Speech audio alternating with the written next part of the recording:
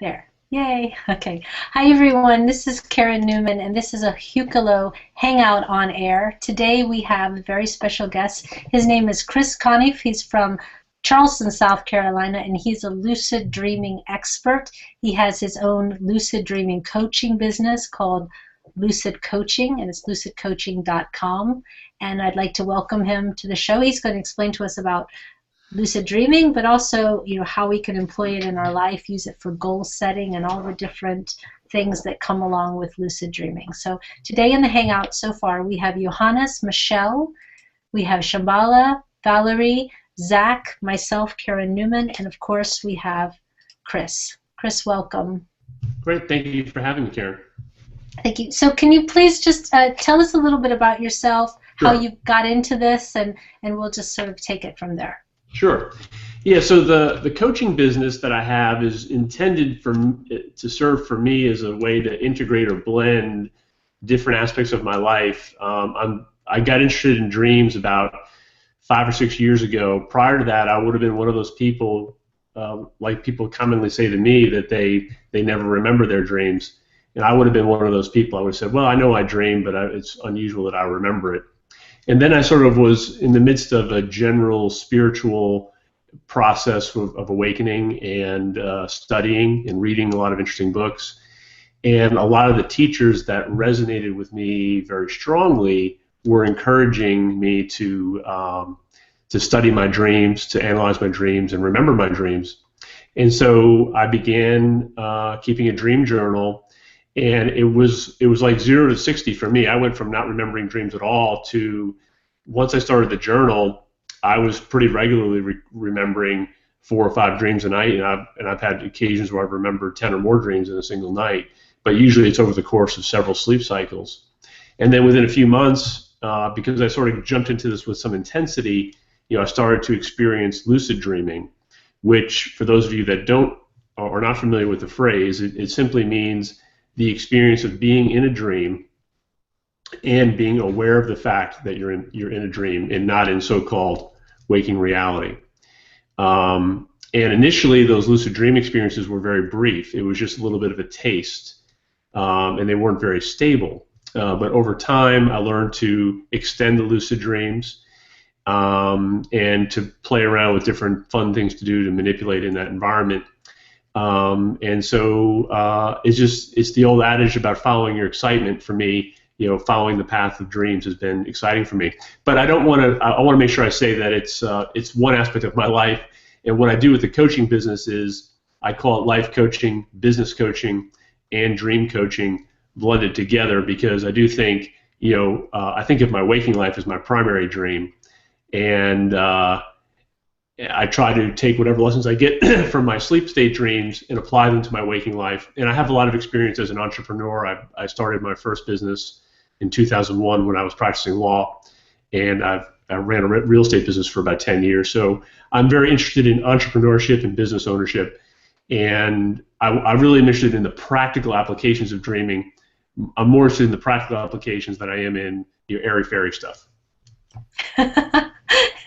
Oh, so let me ask you a question. How has the dreaming then, the following your dreams, helped you in your sort of waking dream life? I like that terminology, that your waking dream life, as opposed to, because it's all a dream. We're all in a dream, no matter whether we're asleep or we're awake. So. Well, I mean, there are countless examples for me, and from my dreams, I've gotten important insights about my personal health. I've got insights about relationships. I've got insights about my business, and really there are countless examples of. And so every night when I dream, I come away with some valuable nuggets that usually what the dream state is doing is acting as an exaggerated mirror. Mm-hmm. So if you have things going on in your belief system that might not be serving you, your inner self will offer you a dream experience to exaggerate something going on in your inner life so you can see it on a screen in a visual way and download it into your conscious awareness. And it's a process of taking things that are unconscious and converting them into conscious awareness. So is it sort of along the lines of, if you are ignoring something in your waking life, dream life, that your unconscious will sneak it in there in dream state to sort of force you to look at it so that you do confront it, so you can't really hide from it. I think there's a little bit of that. If it's something important that your inner self feels you should be aware of. And just to give like a quick example on the personal health side, and this is not going to apply to everybody, but for myself, I used to not drink alcohol at all when I was younger. And then I went through a period where I started consuming larger and larger amounts of alcohol. And I had a dream where I was driving down the interstate, and I had a mixed drink in the center console as I was driving. And I was driving in the slow lane of traffic. In the States, it's going to be the right lane. And there was traffic whizzing by me in the left lane. And it was a pretty short and simple dream, but the message was pretty clear that, that the alcohol consumption I was doing for myself at that time was slowing me down. And it was something that was sort of brought to it was something I had started to increase my alcohol consumption unconsciously. Mm-hmm. And I wasn't really aware that I had really shifted it, but when I looked at it objectively and looked at the shift that had taken place, I had to say, well, that was pretty dramatic. And so that's just one quick little example. Sure. You know what? Michelle has a question that we think is valid, but maybe it's jumping ahead. I think you're probably getting echo right now. Are you or not? I can hear okay. Okay. Well, basically... I can put my headphones on if I'm crazy. I do like echo, yes, Michelle.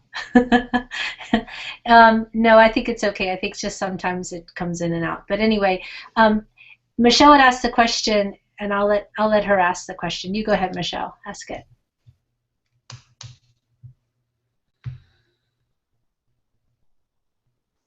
Okay, maybe she's not going to ask the question. She had asked the question of, and I think it might be jumping ahead just a little bit, but it's also valid, maybe gives you a good segue. She says, do you set intention before you go to bed? Yes and no. The yes part would be that when I'm really focused on my dream practice, I absolutely set intentions before I go to bed. And setting the intention before you bed is probably one of the most critical and important things you can do to enhance the value of your dream life. I say no also because a lot of times I'm lazy and I'm just tired when I go to bed and all I want to do is sleep. And those are the nights that are not usually the most productive for me in terms of my dream life. So when it comes to lucid dreaming, one of the most important intentions that you can set before going to sleep is the intention to become aware during your dream. Another important intention to set is the intention to recall your dream and to recall your dream vividly. And so when I'm focused on my dream practice, I will do visualization exercises as I'm getting ready for bed, and I'll also do them again.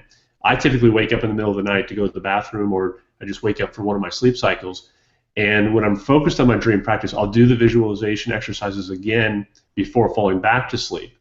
One of those exercises is to visualize myself recalling my dream and recording my dream, and even in such detail as I record mine on my phone, on my screen, and I'll visualize the color of the screen, the color of the text that I'm typing. I'll also try to bring in a sense of the emotional feeling of excitement about having recalled an interesting dream. And then specifically to lucid dreaming, one of the pioneers in lucid dreaming is Stephen LaBerge.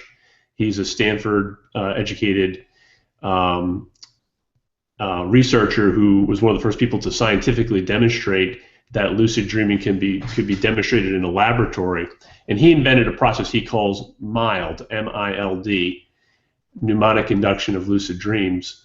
And his process is basically a visualization process where you recall a dream from a prior sleep cycle. It could have been the night before, or it could have been earlier in the evening or earlier in the morning.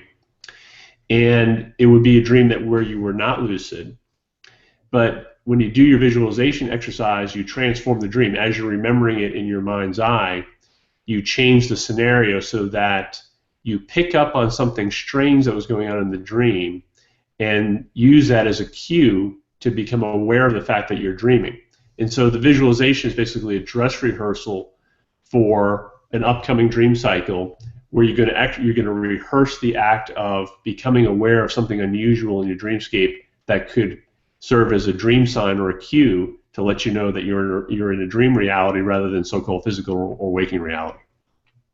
So because there's some people, like you said, when you first started this, you had really no recall of dreams. There's other people who dream a lot.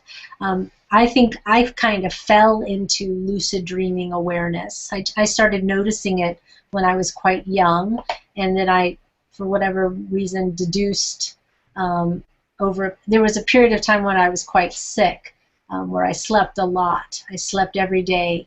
For the majority of the day, I had a tumor in my stomach, but so it took all my energy. So several times in the day, I would have to lay down and sleep in order to be able to get up and face another few hours. And every time I would sleep on the couch, on my back, and I would sleep for a couple hours and then get up. And those were the times that I would lucid dream. So I started to notice that, I didn't do it when I was on my side. I didn't do it when I laid on my stomach. It was really when I was in that position, and when I had reached a certain level of tiredness. And then as I would sleep, I would feel myself become aware in my dream state. But for people who are not doing that, it's something they have to learn to do. I kind of stumbled upon it just because I had such good practice sleeping. So, what would you recommend, and how would you recommend actually going into this? And then there's also a question in the chat that we'll I ask saw as well. I saw the question that just popped up. Okay. Just jotting that down. Okay. Well, Karen, I think to go to your point first, I do think a lot of people stumble into lucid dreaming, and I don't think people stumble for long into it though. I think to have it be sort of a recurring phenomenon, I think there takes some exercise and intention and will and focus to make that happen. But there's interesting studies about, like, there's all kinds of associations. For instance, people that play video games are much more likely to have lucid dreams compared to people that don't play video games. Also, people that meditate are much more likely to have lucid dreams. So I think there are various states of consciousness that you can practice during waking hours that will make it more likely that you'll have lucid dreams in your dream state. And what both video games and meditation have in common is you're practicing the focusing of your mind in this very singular, focused way. And I do think that that's an important skill that can be practiced during the waking hours to facilitate having lucid dreams at night. Yeah. And then also, just as a general comment about what was asked initially about setting intention, I want to just give a quick example. Not only I gave earlier the general intentions you could have to remember your dreams and to become aware during your dream, but you can also intend to dream about certain people. And I sort of did this initially by accident. And I know, Karen, that you're familiar with one of my teachers, Esther Hicks, and her husband, Jerry Hicks, who's transitioned. Yeah, we all know who they are here. Good. Yeah. And I was getting ready to attend a seminar in Asheville, North Carolina. It was going to be on the weekend, and this was the night before the seminar, and Jerry by that time had passed away. And I was in a state of appreciation of Jerry, and as I was going to sleep, I was just thinking about how much I have in common with him in terms of someone who's a seeker, who asks pointed questions, who really continues to ask the universe for answers. And I got myself into a state of feeling lovingness and power, toward him. And I just was in that state for 10 or 15 minutes before I went to sleep. And when I was in my dream state, I encountered Jerry. And when I encountered him, I was in the backyard behind a house. And I said, you're deceased. You're transitioned. And the spotting of Jerry served as what we call the dream sign or lucidity cue. And it served for me to be sort of the wake-up call to realize I was dreaming. And then I was able to go on. I talked to Jerry for a minute or two and then went on and flew around and explored the dreamscape. And then I went that week, the next day, I went to the seminar. I was the very first person called on to get in the hot seat during the seminar. And I got to tell the story of talking to Jerry in my lucid dream. Oh, that's awesome. A good example of setting a very specific intention, although I didn't really do it. I sort of did it by accident. I wasn't thinking of Jerry for purposes of having a dream. But you can do that. You could think and focus upon a deceased relative if you want to dream about them, or if you're looking for advice about a particular, if you have something come up in your life that you feel you need guidance about, you could sort of focus on that question. And the key thing is to do it in a state that's positive and expectant. That's awesome. I have a similar story. There was a guy that that had been in Europe, who had been one of my friends since I moved there, and he tragically was killed. And can you hear me or not? I can hear you. Okay, because my picture's frozen on the screen, but that's okay. Anyway, he was tragically killed, and I hadn't seen him in a while before he died. And I remember thinking of him and just saying, you know, it's such a pity that I didn't get to see him too much before he died. And I went to sleep, and all of a sudden my doorbell rang in my dream, and when my door rings, my dogs go crazy, and it was like rah, rah. So I remember running down my stairs and opening the door, and he was standing at the door. And I said, "Oh, hi, how are you doing?" And he said, "Yes." He goes, "Oh, are you still living here?" That's what he always say to me when he would see me. He goes, "Are you still living in the same place?" And I said, "Yes." And he goes, and I said, "Oh, how are your kids?" And he had 2 children. I said, "How are your kids doing? You should bring them by." And then he kind of looked at me like, "I can't do that." And I went, "Wait a minute." I said, you're dead." And he said, "Yes." And he says, "But I just wanted to come by and say hi to you." And I said, "Well, I really appreciate it." I said, "You know," I said, you're welcome anytime, you know." And he was like, "Well, thank you." And then it was just like, I literally shut the door and went back up the stairs, and then I woke up. But I had a very similar experience, like within, you know, the same day, the same 24-hour period of thinking of him, and then having him literally ring the door and show up. So it was really special, and it was so, I mean, it was him, you know, it was really him. So I was really excited. Yeah. That's a great story. Thank you. So I did see that question pop up on the chat, which was about how do you remember a dream in detail from a prior dream cycle. And that was, I think that question came up when I was talking about doing those visualization exercises where you do remember a prior dream, but you change the scenario. And I think what the question is pointing to is that it's a common experience that you don't really recall the dream in detail. And that to get to the point where you are recalling them in detail is like exercising a muscle. You just have to start initially by recording. Like when I first started recording my dreams, I would just get fragments. I would just remember, oh, there was a guy in that dream who had blonde hair and he looked whatever way. And I would have just bits and pieces of information that I would jot down in my journal. It would just be like some bullet points.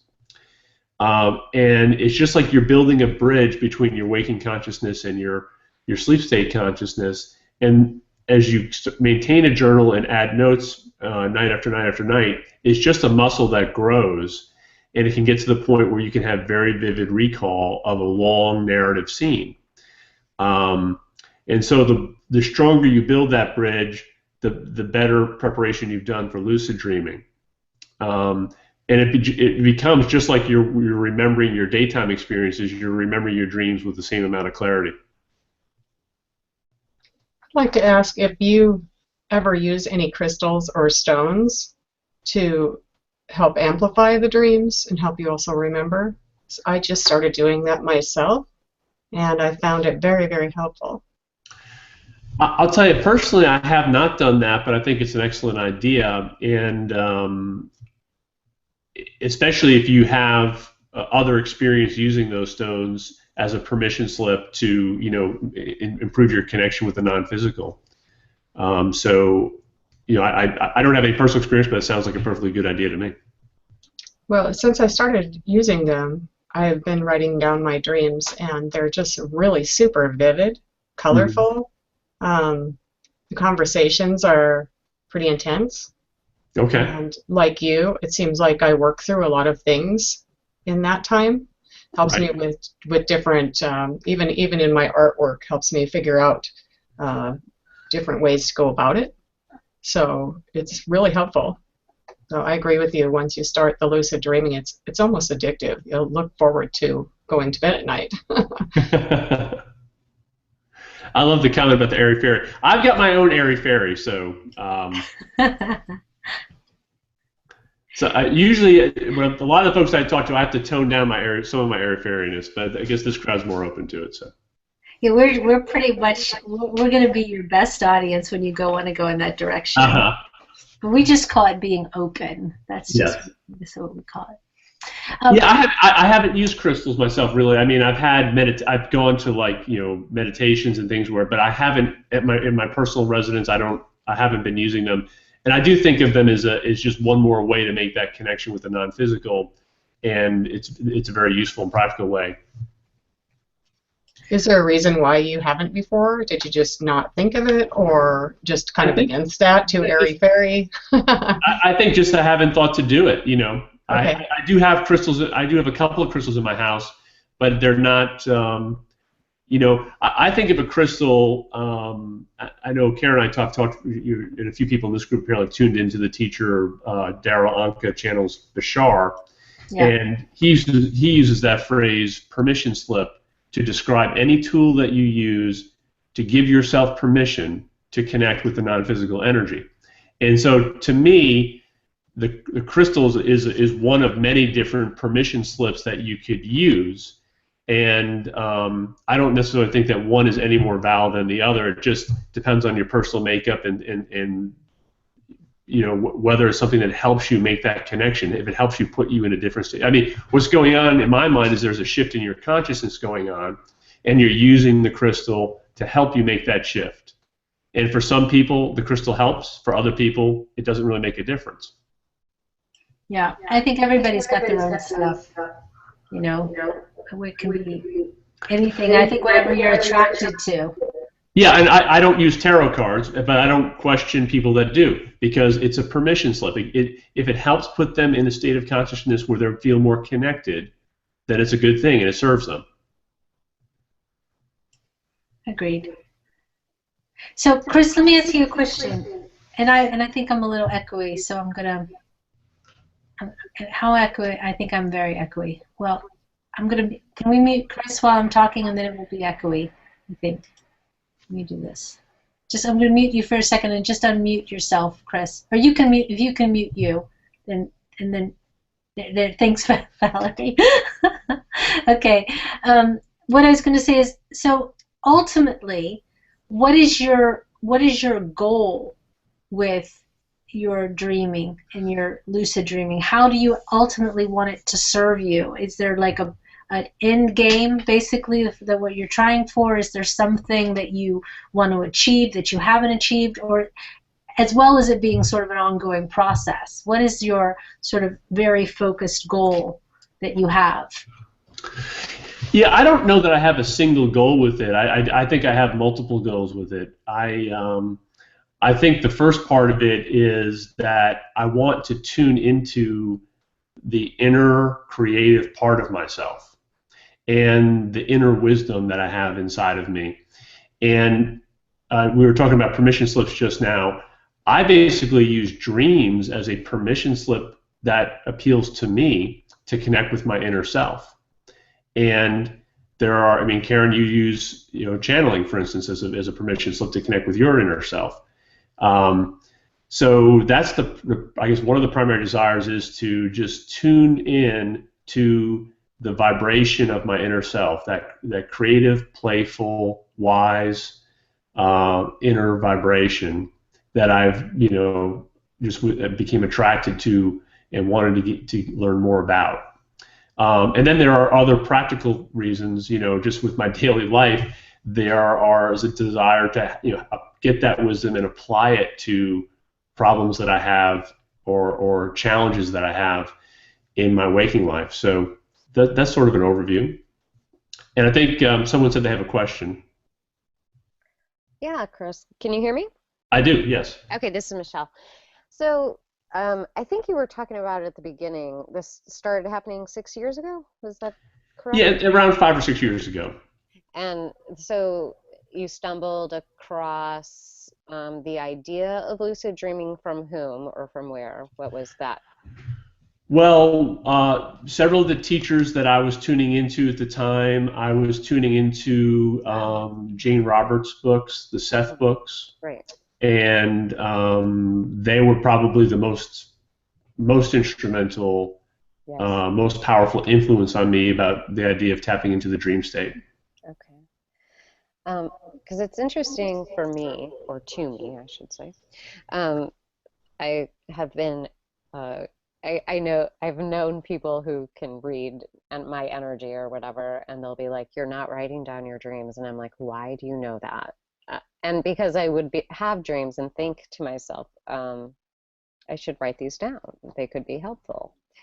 And I don't know what it is, and Abraham talks a lot about resistance, and I have a lot of resistance of committing to the energy it takes to write down those things. How is that for you? Like, did you have resistance at first, and or how did you get over that? You know, anything along those lines, I'm curious about. Okay.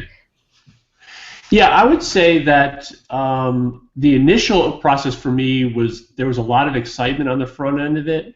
And so when I started to dive into it, that excitement process probably overrode any resistance that I had to it.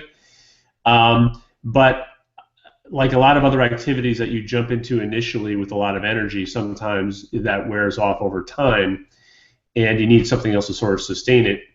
And I would say that I still have resistance in the sense that it's more in the form of laziness, in the sense that I just want to sleep sometimes, and if I have a lot going on in my waking life that's stressful, or I just feel exhausted at the end of the day, then I certainly have resistance to the dream state because I just want to sleep. I don't want to take the time to get up in the middle of the night because it is a time-consuming process.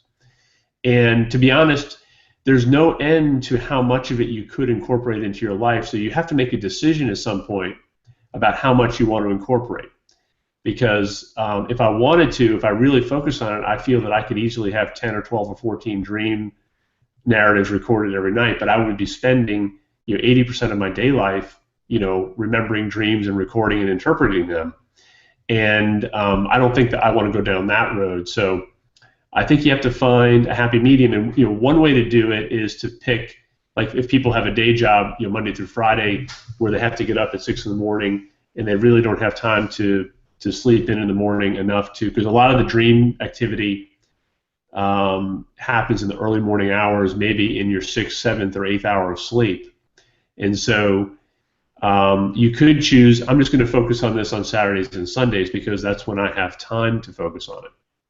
But I think you want to do it when you have a mindset that you feel the motivation. In other words, if you start recording a few dreams and you start having a few really insightful dreams, that will give you some motivation because you'll sort of have started to tap into that deep well of wisdom and energy and creativity, and you'll want to tap into it more and more.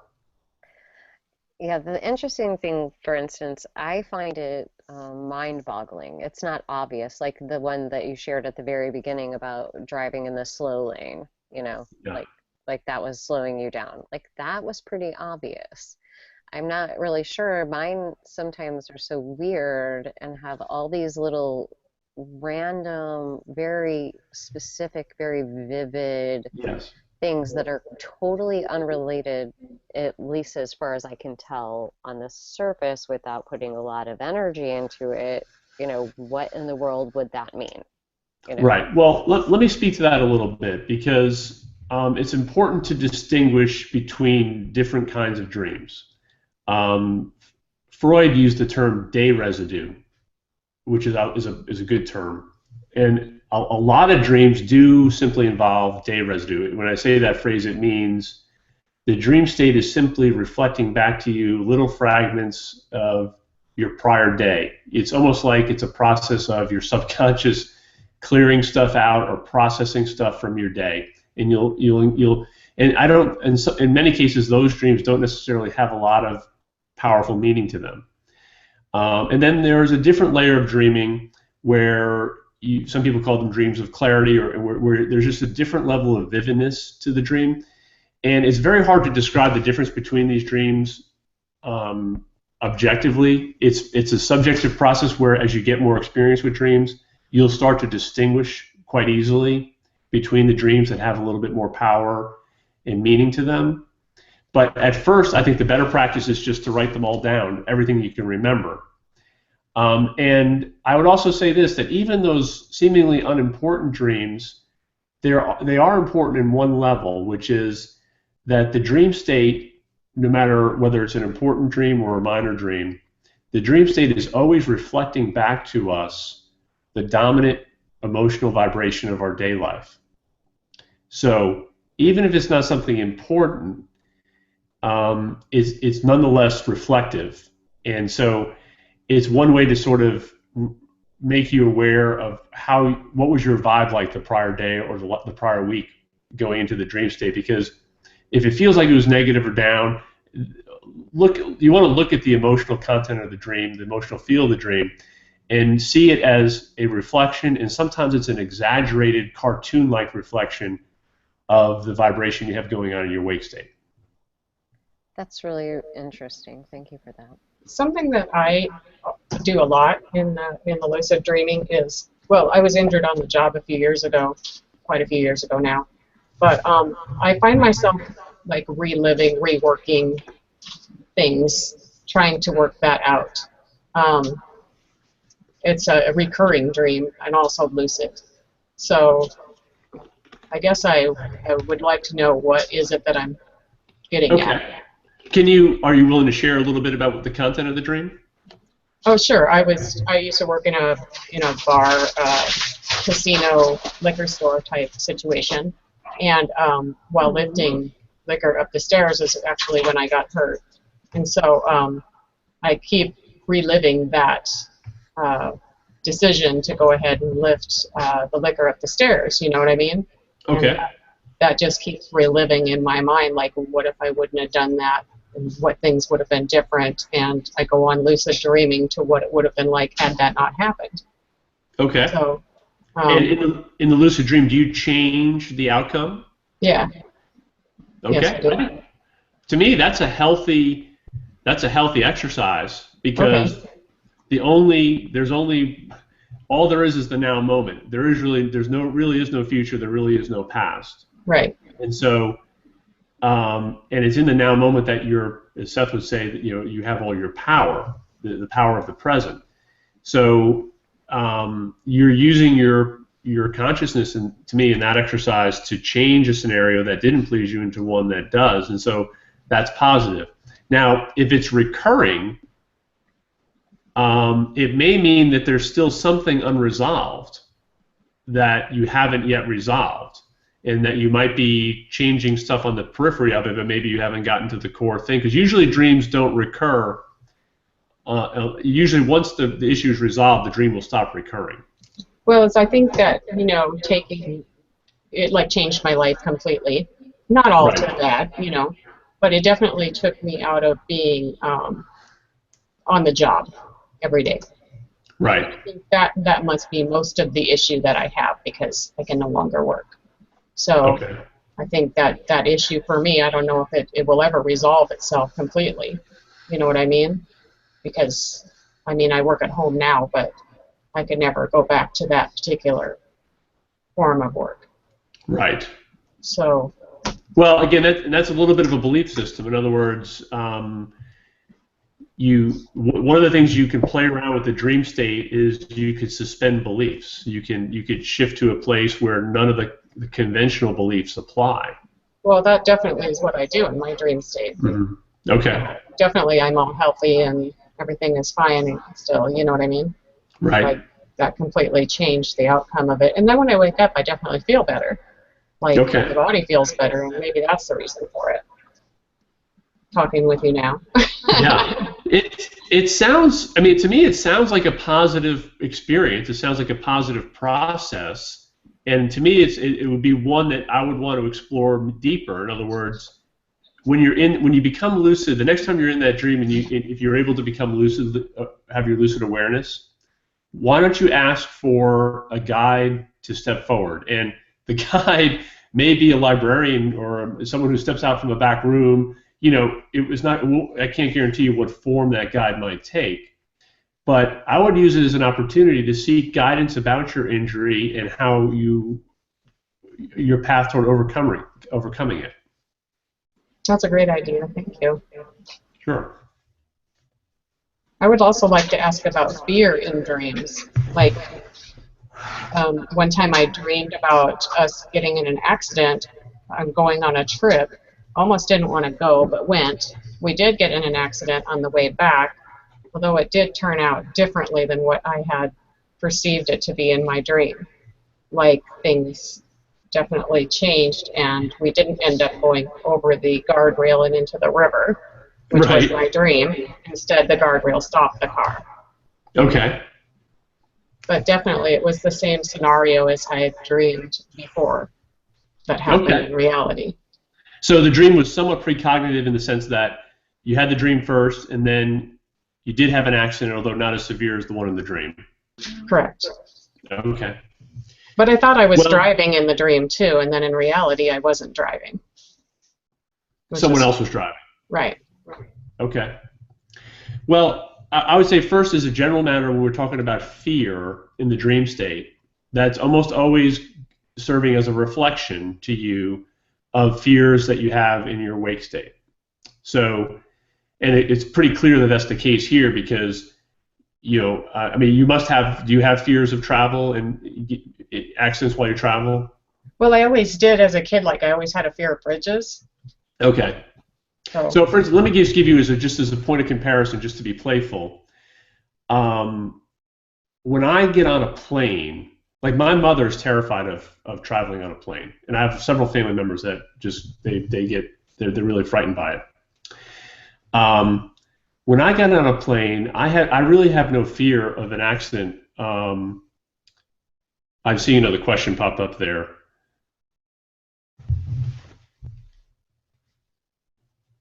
Okay, I'll get to that later.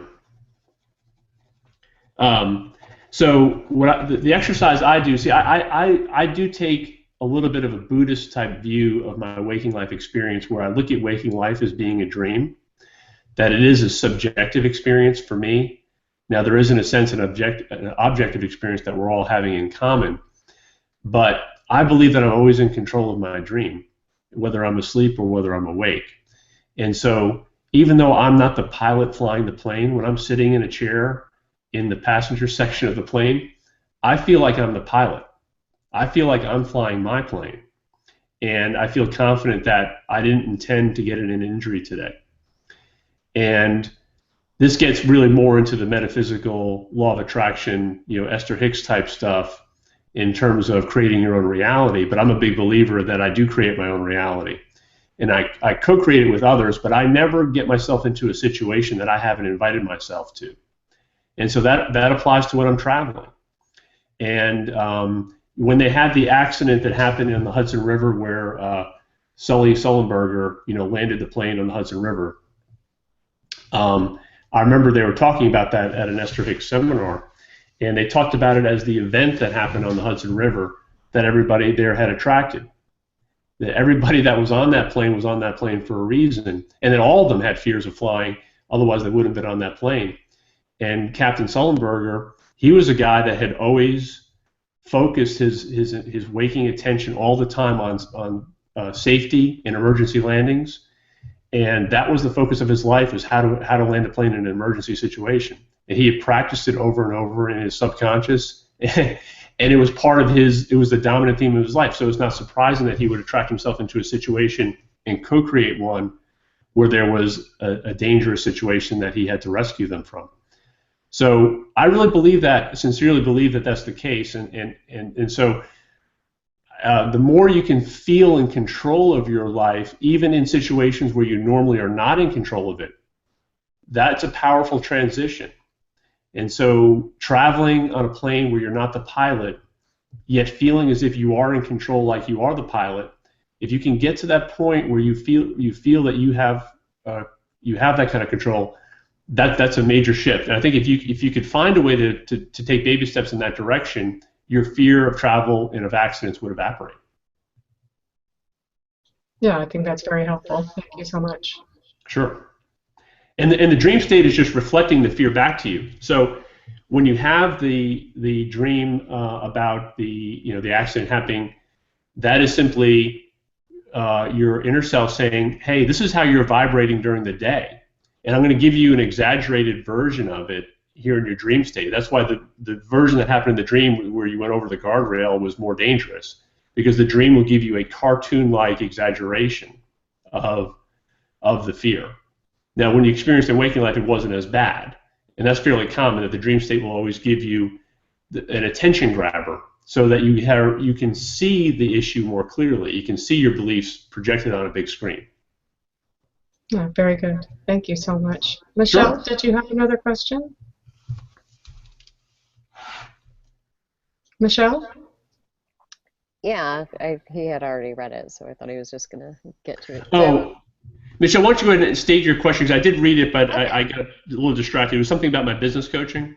Yeah, I was curious to know because this is, I guess, I looked at your site. This is your passion, and this is also your business. And so I was curious about how and when you started using this as your business situation, and also examples of how you would use lucid dreaming to, like, say you had a desire, like, this is a thing I want to put in my vortex. You'll understand what I mean. Yes. And so this is a thing I want to manifest in my life. And so, maybe some examples of successes, or maybe even some where you didn't pay attention to or didn't resonate with something and something went the other way, with regard to what you're doing right now with lucid dreaming as and coaching. Let me just restate that question. Example of when something didn't resonate. Okay, well, for instance, some examples of maybe you set an intention or you wanted to manifest something, and how you use lucid dreaming, like an example of that, some successes, or one, just an example of that, or if there has ever been a time where you didn't pay attention to a lucid dream, some information you were given, and there were consequences for that. Okay. Well, so a lot of different layers to your question. You started out asking about how I converted this into a business and when that happened. And so that's fairly recently for me. Mm-hmm. I started to contemplate this idea a few years ago. I sort of, maybe back in 2011, and I sort of swept it under the rug for a while. I have a real estate business, which I still own and operate as well. Mm-hmm. And I think I had a little bit of a quote-unquote coming out of the closet issue where I wasn't sure if my friends and family were ready for the metaphysical orientation that I had shifted to. And I was hesitant to put it out there openly. And so that all slowed me down for a little bit, but I knew that I was not following my excitement. And, sort of getting a little bit to your other question, because I think these are sort of related, is, I began to manifest some health symptoms that I think were very closely connected with my decision not to follow my excitement. Mm-hmm. And I had a period of time where I had very severe nasal congestion and constriction of my airways. On several occasions, it was so severe where I really thought maybe I wasn't going to make it through the night, where I was having trouble breathing. Wow. That was something that got my attention. And I do sort of tune into the idea, and for some people this is a permission slip. These are permission slip words, but the idea of the chakras and the energy systems within the body. And for me, the dream work and expressing it is connected with, my third eye chakra and my throat chakra. And so the congestion and the issues with my health were really reflecting back to me the fact that in my waking life I wasn't using my voice. I wasn't expressing myself. Mm-hmm. And as I've been progressing with this business, not so miraculously for a lot of people, my health systems haven't completely gone away, but they have. I'm at probably 10% of the problems that I used to have, and I'm actually day by day getting little bits of breadcrumbs from the universe, tips and techniques where I'm getting closer to resolving that health issue altogether. Right. So I don't know if that addresses your other question a little bit. So yes, that's not paying attention and causing symptoms. That's great. How have you used? So you just started the coaching how long ago then? I started last year. I finished the website in September. Right. So I spent a good part of last year. The website has about 50 pages of text, so it's not a book, but it's like I spent quite a bit of time working on. I sort of wanted to put my best foot forward when I launched it. So, Right.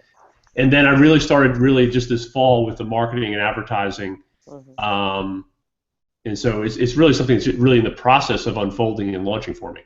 Well, I'd like to congratulate you on that. Thank you. I guess the thing that I haven't heard or that maybe I'd like to hear is how lucid dreaming was a part of you coming to maybe have that played into, like, how did you ever have a lucid dream that said this is why this, or do this, or you saw something that meant something that you knew to take a step and that was a success, and so on and so on?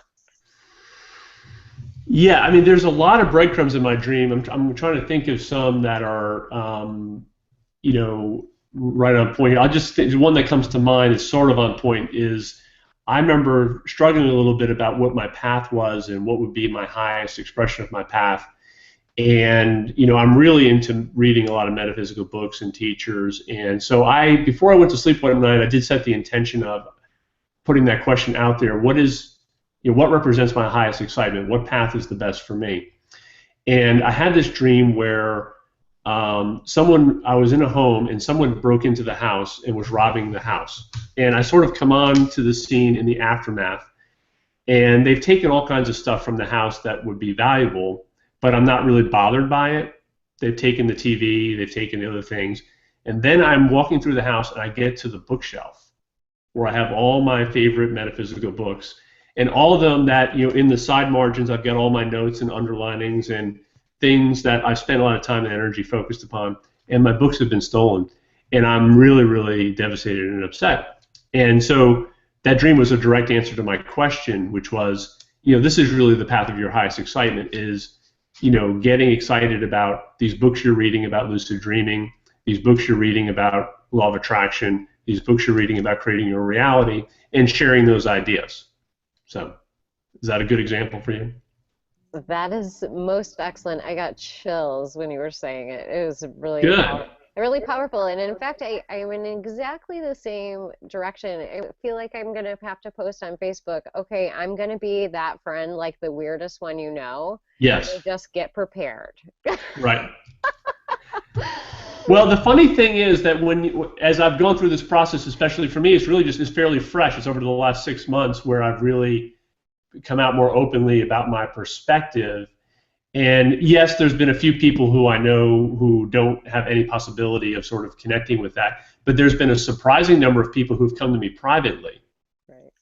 Matter of fact, I have a coaching client I'm working with who I ran into at Whole Foods and was telling him about what I was doing, and he had a perspective I didn't imagine would be one that would connect, but he was curious, and so he's become a client.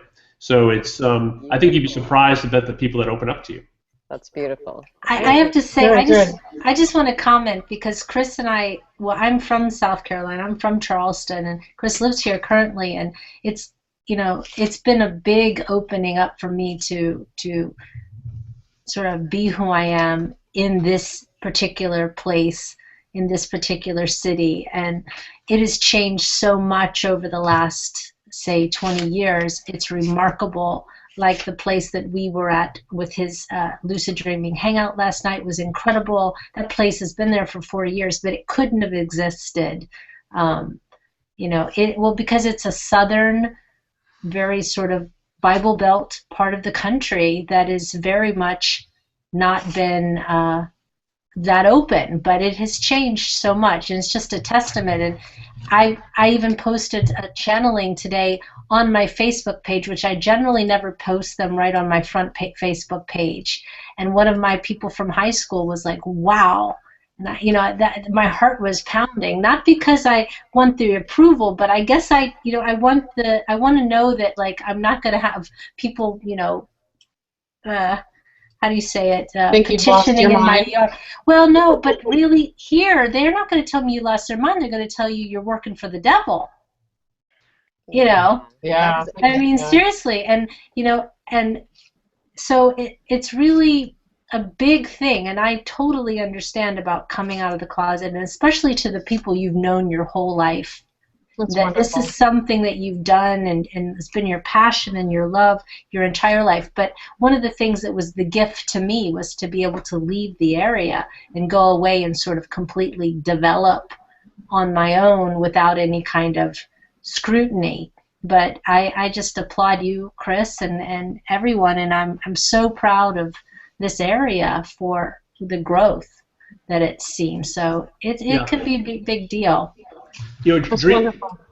dreams can be helpful in this respect too, because I have some recurring dream figures, and interesting, they're not as prevalent now as they were last year, but I have some recurring figures that I associate with skepticism.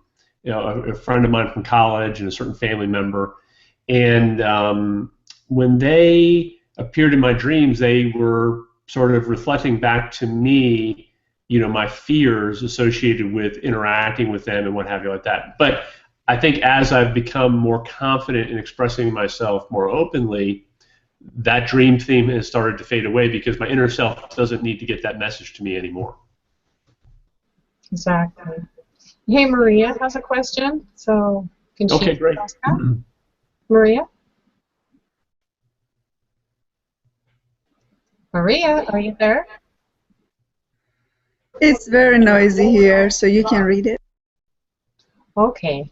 Sure. She wants to know, why do I feel my dreams connected to my navel chakra as well? Well,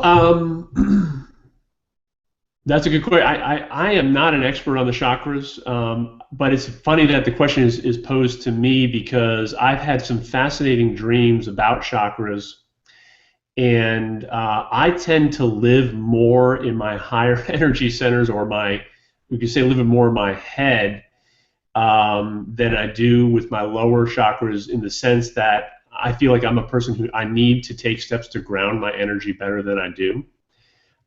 So, you know, the connection with the navel chakra, you know, would be in the direction of grounding.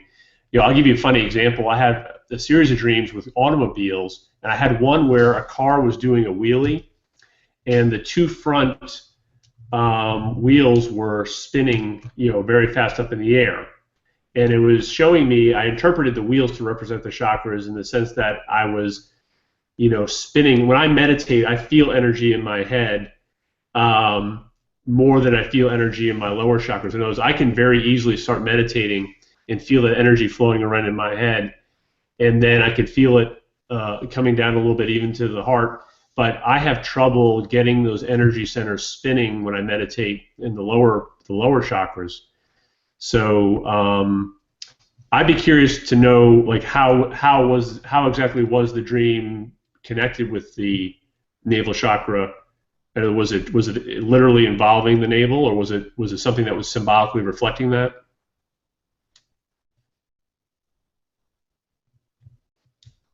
Can you type that part, Maria? Oh, okay. So you think it's connected with your light body? Yeah, that could be. I don't normally sleep like normal people. I astral travel and I get messages and I meet. So that's what it is, I guess. Yeah. Well, and astral travel I think it's a very close cousin of lucid dreaming. I think they're similar states of consciousness. What would be the difference between them? Well, I don't personally have much experience with astral travel. but just my sense from what I've read is that it's a high vibration, and that for me the lucid dreaming state represents a state of ecstatic excitement, and so when I'm achieving that emotional state during my waking life, I'm more likely to achieve the lucid dream, because the dream state is just reflecting my dominant emotional state during my waking life. So I would think that someone regularly doing astral travel is at a pretty high vibration during their waking hours most of the time. It makes me wonder then, what's the difference? Michelle, you can respond, because it makes me wonder, like, if my dreams were astral traveling dreams or if they're lucid dreamings. I've always thought they were lucid because I'm aware of them, but I don't know that they're always reflecting the highest excitement, other than I'm doing fun stuff in them. Mm-hmm.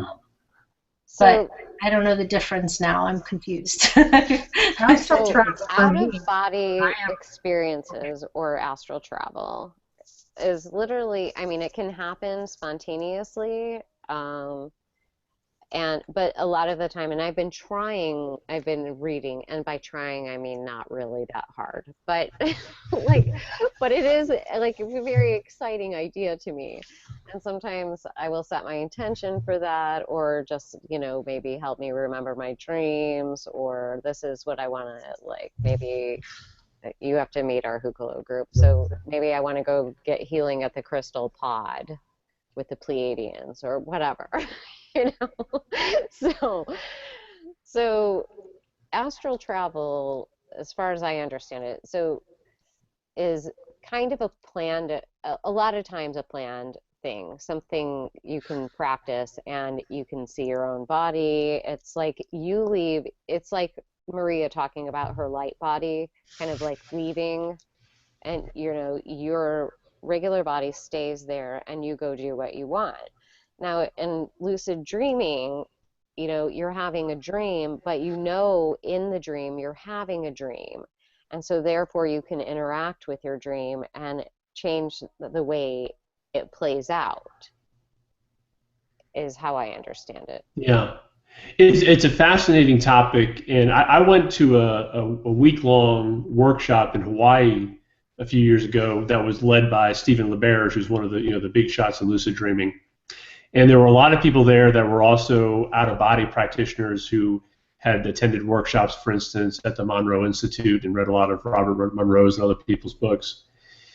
And it led to an interesting debate between the out-of-body perspective and the lucid dreaming perspective. So LaBerge, who's a lucid dreaming guy and scientist, he feels that out-of-body experiences are just another form of lucid dream.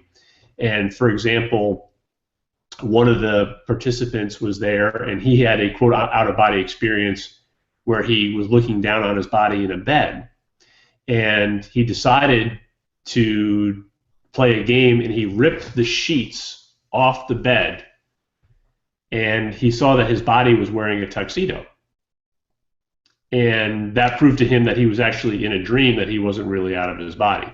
And another person had a dream where they were actually we were staying in these sort of bungalows there, and she had an out-of-body experience where she left her body and she went out the window, except in the waking world, the window was screened, but in her out-of-body, there was a glass there.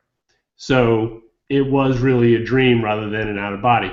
And I'm not saying that Stephen LaBerge is right, but he was citing those as examples that all astral travel or out-of-body is really just another form of lucid dream, because the astral environment, although it closely mimics waking reality, is actually generated just like a dream state is. So, yeah, or vice versa, exactly. And I feel like there's no correct answer to that debate, other than that they're very close cousins. That the experiences are similar states of consciousness, and that you need to be. For me, I think to access those states of consciousness, you need to be focused and you need to be vibrating pretty high. Okay. Yes, the reason I'm saying that I can talk now, because most of my dreams, when I remember them, usually there are stuff that I'm learning during dream time. It's not like I'm dreaming, just having dream. Like when I'm coming back to my body, I remember like I was somewhere, or they told me like the amount of sleep you need, like it depends on the light that your body can hold, your light body is holding, or this kind of stuff. Or I remember I was flying over Era in one glance, but I saw the whole city. But when I'm trying with my brain to remember the detail, although I saw everything, I can't remember in detail right now. Right. Well, I mean, it raises a very interesting question. You know, if you've read books about near-death experiences, I read recently Anita Moorjani's book, which is an excellent book. Oh yeah, she's amazing. Yeah. And she talks about having entered this state of super hyper awareness where she was aware of past and present simultaneously. She was aware of not just the position of her body, but the positions of all the members of her family. She was aware of numerous different alternative realities that could be play out, and she was aware of all these realities simultaneously. So I think when we're in the non-physical state, we do have this remarkable enhanced sense of awareness, which is very difficult to translate in physical terms. And so sometimes we come back with a dream that's sort of choppy or confused because we're doing the best we can with our physical brain to translate an enormous amount of information into bits of information that can be digested by our physical brain. So from what was just described about seeing the whole city in detail, but then you know that was a real experience, but then when you're in your wake state, you're not able to pull it back. And I've had sensations in the dream state of being immensely powerful, just the feeling of invincibility and power that's indescribable. And when I get back to the wake state, I want to try to get back to that sensation, but I can't. And it's almost hard to put in words what that sensation was, except that it was just a sense of power and invincibility. I talked to you last night, and I said it before, but just sort of like Maria, in my state, I practice things, and one of the things that I do is I levitate furniture all the time, and I'm constantly, and for whatever reason, I spend a lot of time moving dressers and beds and things around the room. I'm not looking at my body, I'm actually in my body doing these things, but I know that I have progressively, I've progressively moved up. In my last dream, I wasn't just moving houses. Dressers. I started moving bigger things, like I moved a small house. So I'm getting better at what I'm doing and moving, but I'm actually progressing in what I'm doing in these situations. Maybe next time you'll build the pyramids. Maybe, but one of the things, like in the dreams that I know, that is one of the things, like if I'm lifting a dresser, I'm having to work on keeping it balanced so that the drawers aren't falling out. And, if you put a house down on its side, you can really hurt it. So I'm just working on like moving stuff, in a very balanced way. And, that's the thing that I tend to do a lot in my dreams, is move furniture around. And when I wake up, I'm surprised that I can't still do it. Like it takes me a good 10 to 15 minutes after I wake to just get it into my brain that it's not possible for me to do it then. That's funny, because I do similar things like that. Like I can go, like I start out with just running fast, and then it's all of a sudden I'm like gliding, and I can glide like super fast, but I'm not on anything. It's like just by myself. It's really fun. So I know what you're talking about, being able to do superhuman things, and then when you wake up, you're like, oh, that was so fun. Why can't I still do that? Chris, do you fly a lot in your dreams? I do. I do too. I love it. It's like magic, and it feels like amazing. It's So funny do you because it's actually become a little bit of a distraction for me, in the sense that there are other things that I'd like to be doing when I become lucid, Right. Like I'll set the intention, oh, I want to, interact with one of my guides, or I want to approach a dream figure and just sort of have a conversation with them and learn from them. But then as soon as I become lucid, I can't resist. I want to fly. I want to feel that speed and energy and that exhilaration.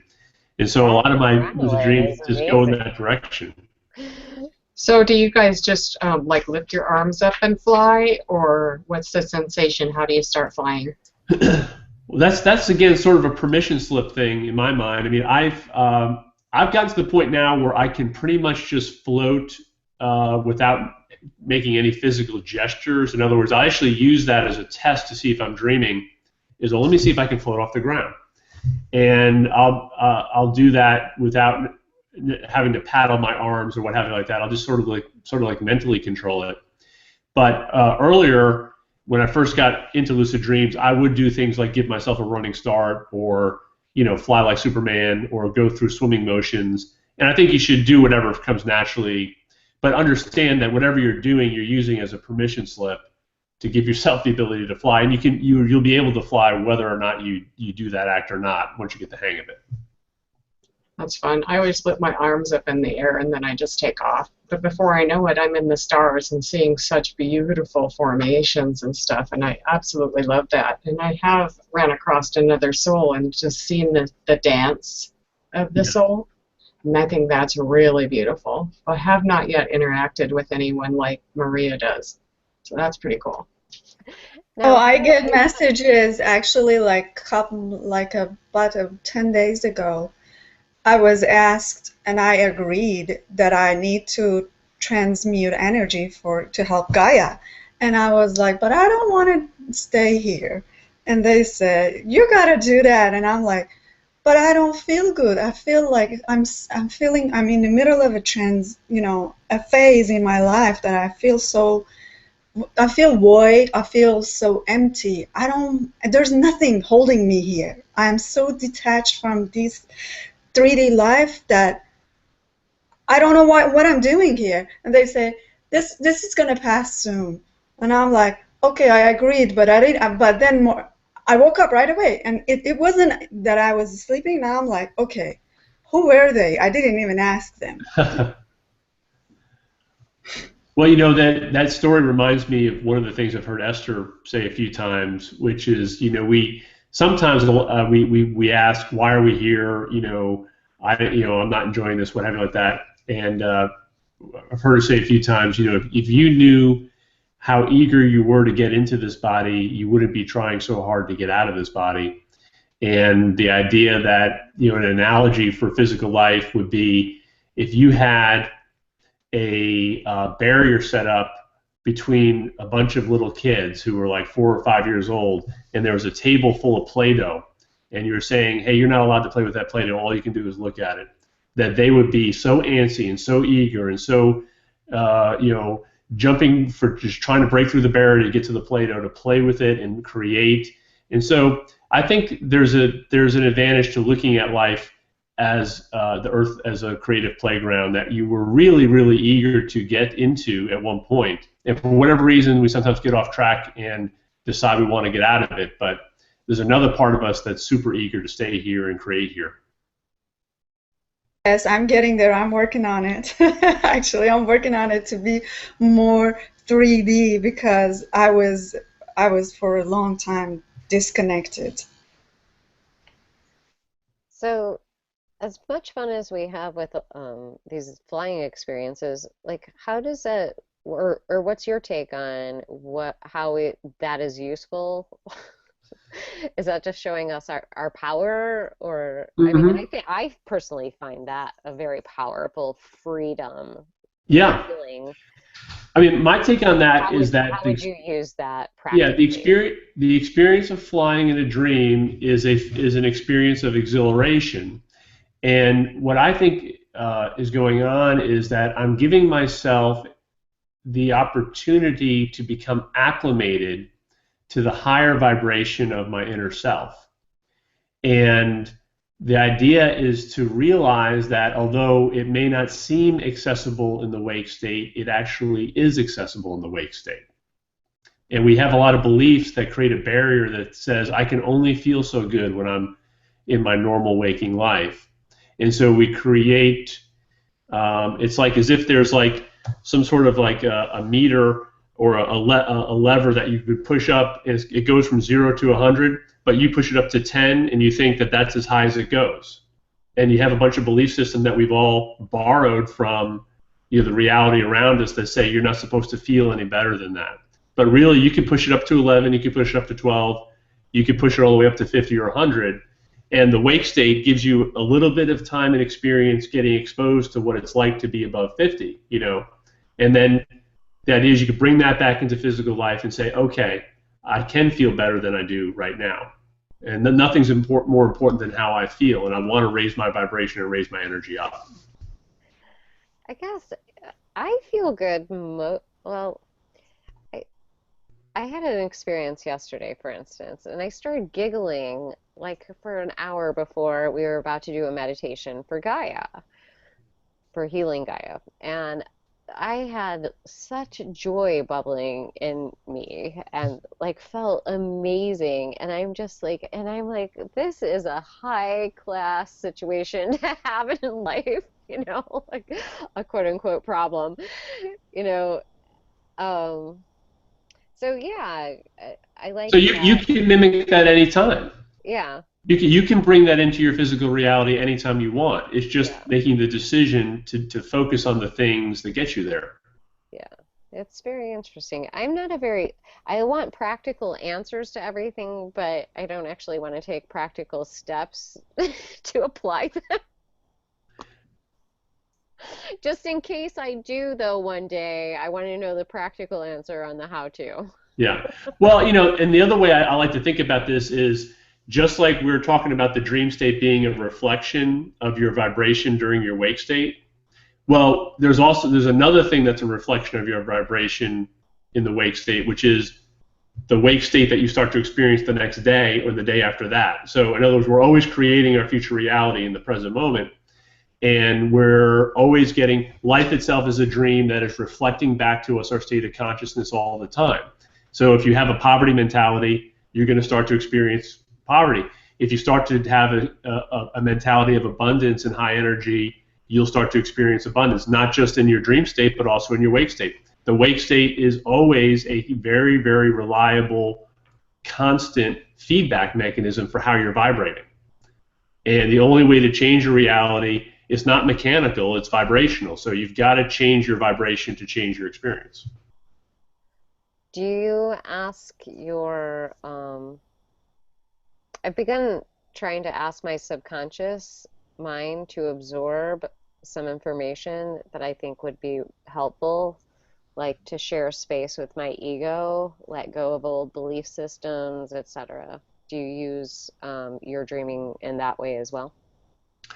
I think so. I mean, I might use different vocabulary than you're using, but I think for me, it's a process of converting things that are unconscious or subconscious into something that's conscious. It's in other words, it's a process of taking ownership of my beliefs and accepting that if something's not working out the way I want to, that's because of something I've got going on inside of me. And there's no way to change the exterior. I've got to make the change on the interior, and then the exterior reflection will follow. As Bashar says, if you look in a mirror, the image in the mirror is not going to smile back at you until you smile. Right. And once you smile, it'll smile back at you. But you've got to do the inner work first, and then you get to enjoy the reflection of it that follows. Right. Thanks.